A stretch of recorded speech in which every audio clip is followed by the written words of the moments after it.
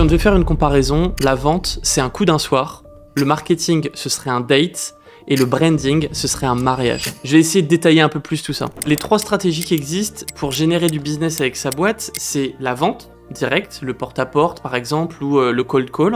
Ensuite, il y a le marketing qui va faire des campagnes, on peut faire de l'ads, de la pub, etc. Et puis on a le branding.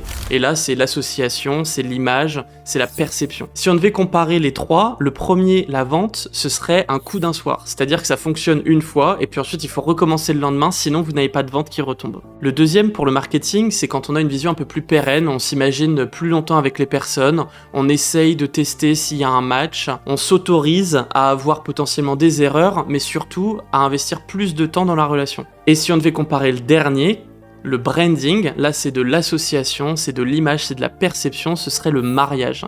Et un mariage, c'est quelque chose où on fait un vœu, on s'associe avec une personne, on voit ça très long terme, voire éternel. Et un des exemples de mariage qui a totalement été rompu en total divorce, c'est Jaguar. Ils ont rompu leur mariage d'association et de branding avec leur ancienne image de marque, et l'entièreté de leur audience a totalement quitté le navire. Ils sont passés à moins 98% de ventes quand ils ont rompu ce contrat de mariage, d'image de marque et de branding.